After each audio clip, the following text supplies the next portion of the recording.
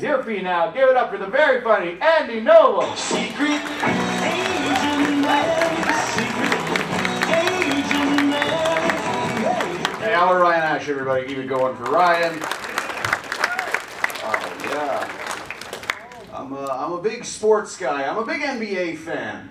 I don't know, I love watching the NBA because every once in a while you get to see like a great moment in sports history.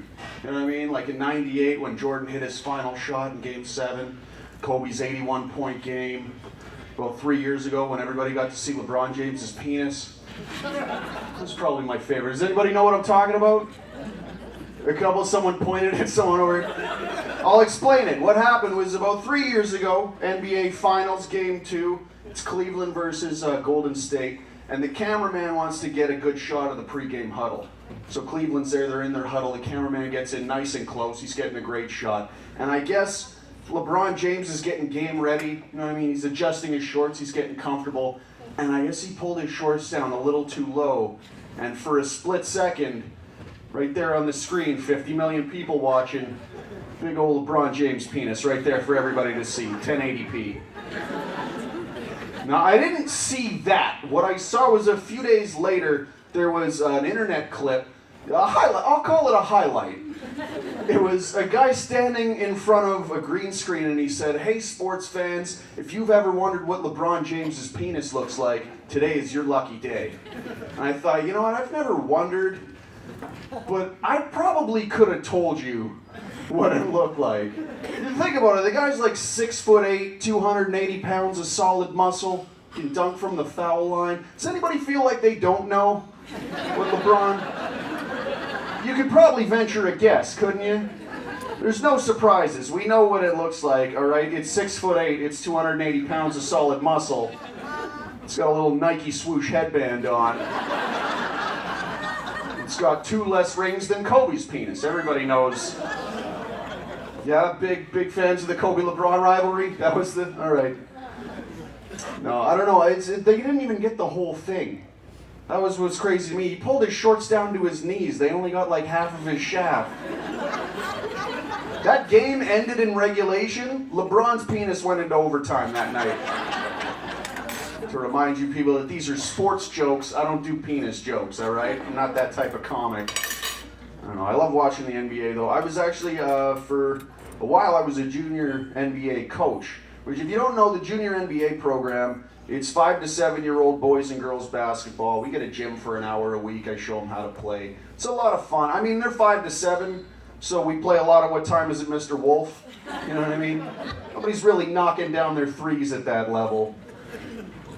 That's the best part about coaching that level, as a matter of fact, is you come in and you're like, all right, kids, you want to work on your passing? You want to work on your dribbling? No? All right, forget it. Just play tag then. None of you have what it takes. Let's just kill this hour so I almost said Uncle Andy. So Andy can shoot jumpers. I don't know. I like working with the kids. It's a lot of fun. Every year there's at least one kid that just ruins it, though, for everybody. Like last time it was a kid, his name was Nathan. And the 2 things you have to know about Nathan is he's 7 years old and he's a piece of human garbage. He really is. And it's not like he annoys me. I hate him man to man. And I'll explain why. There was one week I was explaining to these kids how to properly catch a basketball. And I said, all right, kids, when you go to catch a basketball, you want to make sure you get your knees bent. You want to make sure you get your hands stretched all the way out like this. Because if your hands are back like this, when the ball comes, it's going to hit you in the face, right? You don't want that, so stretch them all the way out. Pretty simple. Everyone seemed to get it. We're going one at a time. We're passing back and forth, and it's Nathan's turn. So I said, all right, Nathan, here we go. Front of the line, buddy. I'm staying positive. I'm the coach. I'm like, front of the line, buddy. Here we go. And this is Nathan's attitude. Every week, I swear, he goes,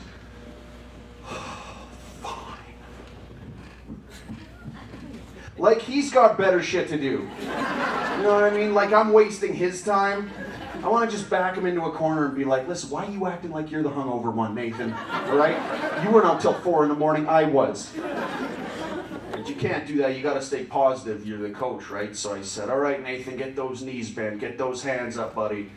Nathan looks at me again and he goes, fine. So I'm filling with rage, right? So you got to keep a lid on it because you're the coach. So I said, come on, Nathan, stretch those hands out like we talked about, buddy. Here we go, Nathan. And for the third time, he looks at me and he goes, I'm doing it. So what can I do as a coach? I said, all right, Patricia, throw him the ball. Let's see what happens. Here we go, Patricia. Now, Patricia, she's one of my best kids, right? So she's been sick of Nathan shit for a long time, too. She gets her knees bent nice and aggressive.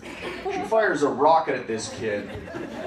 And I wish I could fully describe to you how satisfying the sound of a basketball bouncing off this little monster's forehead. Just the sound, just a dunk. It was just, ooh, look at this. This happened over a year ago. Real goosebumps. It's a real goosebumps. Just thinking about it. He went cross-eyed for half a second, just mwah. His mom's in the bleachers. She's texting. She couldn't care less. Right? She's not a bad mom. This is just the only break she gets all week from this little monster. I wanted to say to him, Nathan, what are you doing, man? We talked about this. But again, you got to stay positive, right? You can't scold Nathan. So instead of scolding Nathan, I just said, hey, great pass, Patricia. Everyone see what Patricia just did? She got her wrist into it. Yeah, she got that shit right in the forehead. Everyone get the ball to Patricia because she's captain now. I like what she's doing out there. Patricia looked at me. She was like, yeah, we got that motherfucker. Let me tell you people something. Moments like that, that's why you volunteer your time with the kids, right? That's what it's really all about. I don't know. I'm a big sports fan, though. I was pretty excited this summer. We had a championship in Winnipeg. The Gold Eyes. I'll give you a hint. It was the Gold Eyes. Is anybody else excited? You don't fake it now. Now, did anybody go to the parade? Trick question. There was no parade. There was no parade. They wanted to have a parade. They had the money for it. The fan was into it. Everything was lining up.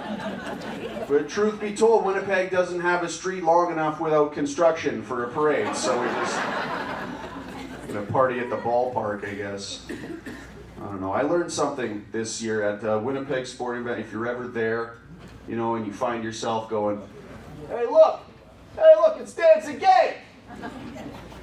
Just make sure the guy you're pointing at is actually Dancing Gabe. Because if it's just a guy with a crew cut and glasses, he's going to be very upset. That's not funny. That's just a piece of advice. I learned the hard way. You people don't have to. It's all right. I'm also not a good dirty texter. This is a whole different joke, by the way. I'm not a good dirty texter. I think because I'm too realistic about it. Like, I was with this girl, she wanted me to dirty text. I said, I don't know what to say. So she said, well, just tell me what you would do to me. And I said, oh, Jesus, okay. I would tear off all of your clothes, and I would throw you onto my futon. And right there, if it's a fantasy, at least have a bed in your fantasies, right? What I said to her was basically, not even in my wildest dreams do I have a bed proper. You're probably gonna bruise your hip on this. Fuck it, you know what I was gonna say. You all know you can finish it in your head, can't you? I thought that was a pretty good place to start. You know, tear off all your clothes. But she was way better at it because she came back right away and she said, well, then I would flip on top of you and I would ride you harder and harder as you felt the sweat drip down my body and you heard me moaning your name. And I said, oh, well, then I would come.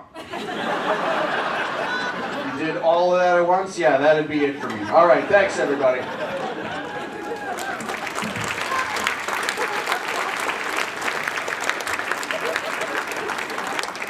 Andy Noble, everybody.